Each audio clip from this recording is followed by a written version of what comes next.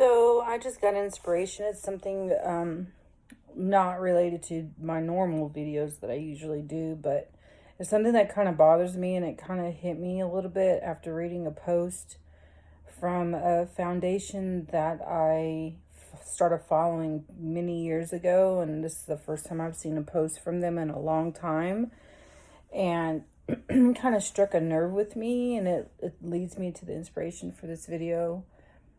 And I want to talk about exploiting your children's pain. I guess that's kind of what I would title it. Um, Children have a right to remain innocent and to be protected in all aspects of their life. This particular foundation, the mother of this child was murdered by her boyfriend, and he's much older now. He's a teenager and everything, and the pictures that I saw of him in this post, I can just feel and just see that he's extremely depressed, and there's still a lot of pain there, and it kind of rubbed me the wrong way. I mean, thousands of people are probably going to see this and see him and, see his pain. And I mean, there's a fine line, when it comes to your kids and their pain, and there's, just things that they go through in life, and sharing that with people on social media. Excuse the game in the background my son's playing. It's really loud, but so just exploiting and I've caught myself doing this sometimes because I use my kids and I, in our relationship sometimes as examples, and when I'm talking or trying to make a point, and many people that I know that their father passed away, and I use that sometimes. I guess, like I was saying earlier, there's kind of a fine line with that. You got to be really careful about going into the depth of their pain and sharing that with other people.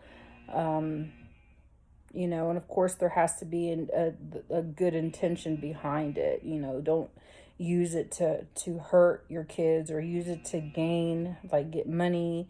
That is not right. I mean, you can't get people to feel sorry for you or for your kids, by using, what they're going through to try to get money, or exploitation, pretty much. I believe a parent, if they're having children, they take on the responsibility that comes with having children, and they shouldn't use their kids' pain and suffering to gain from other people. I'm so against that. It's okay to ask for help, when you need help as a family. And there's many times where I had people help us, but it's not something that I went on to social media to ask for, And there's a few times where actually, I don't think I've ever asked for money.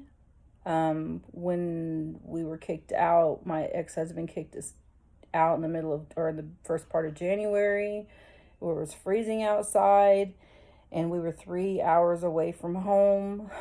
I did get on Facebook and say, hey, I need a ride back home, which we did get a ride back home from a lady that lived close to where we're from.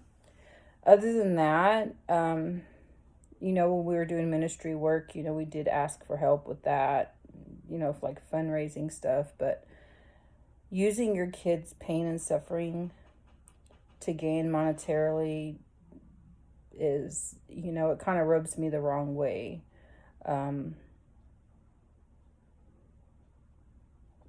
Putting them out there on social media, especially if they're suffering with depression or, any kind of mental illness, it can cause more pain for them.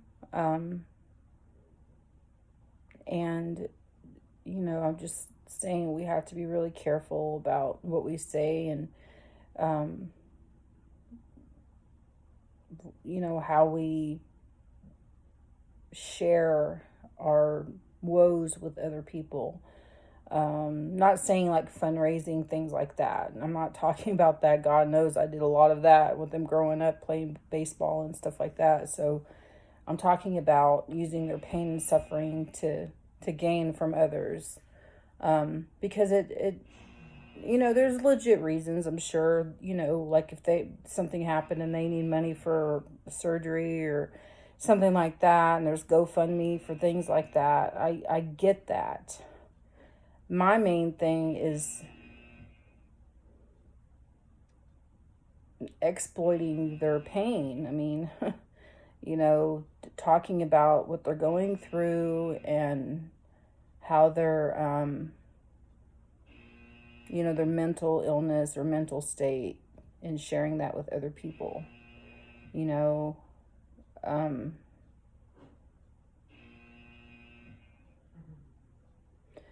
Hold on a second. I don't want to restart this.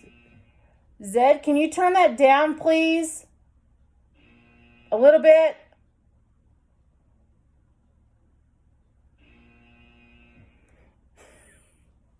The joys of motherhood.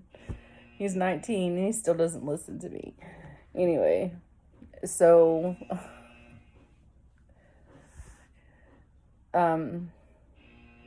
and I'm careful, like in my dialogue with my kids online too, about different things. If they're going through something and they post it, I'll try to correct them. If I feel some kind of way about it, like you should not put that out in the open for other people to see. And, all of us have done it. I just try to, even now, with them being older, try to protect them. Because it's, when you have things, depression and anxiety and things like that, putting it out there is not the best,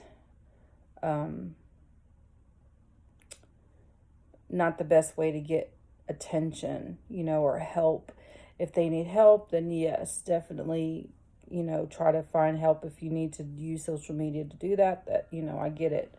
But I guess really what I'm saying in this video, I feel like I'm just dragging it out and not really making my point, is this young boy, teenager, looks so depressed and so tired and sad, and they posted pictures of him, and it